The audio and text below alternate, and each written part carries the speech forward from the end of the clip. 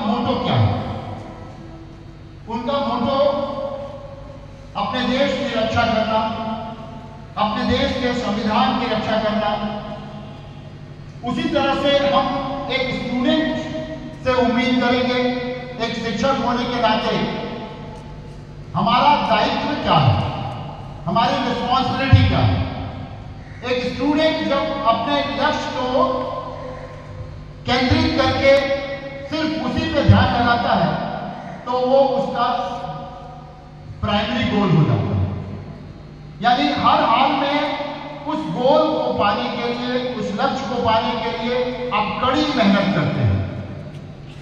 आप जानते हैं कि किसी भी लक्ष्य को पाना आसान नहीं है, और जो लक्ष्य आसानी से पाया जा सके वो लक्ष्य नहीं है। सक्सेस यानी सफलता हो सकता है एक झटके में आसानी से आ जाए, बिना शायद आप उसे डिजर्व ना कर रहे हो, फिर भी आपके पास हुआ।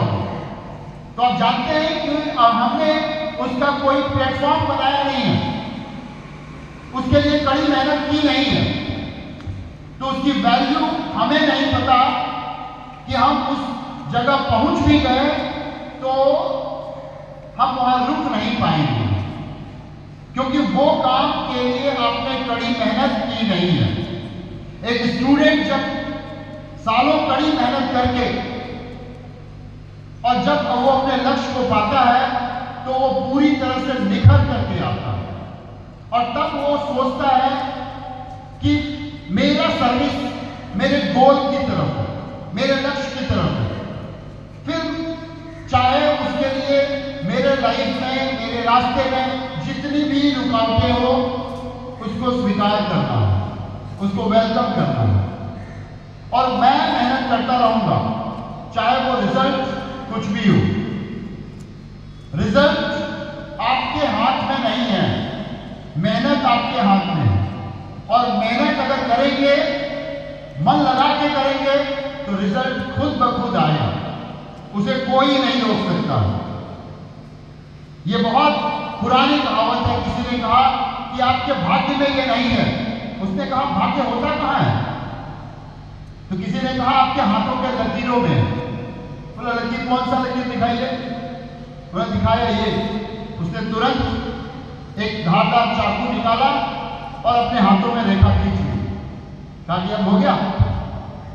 उनके भाग्य में राजा बनना लिखा हुआ नहीं था कि वो राजा नहीं बन सकते। मैं ये जो कहानी बता रहा हूं वो किसका है?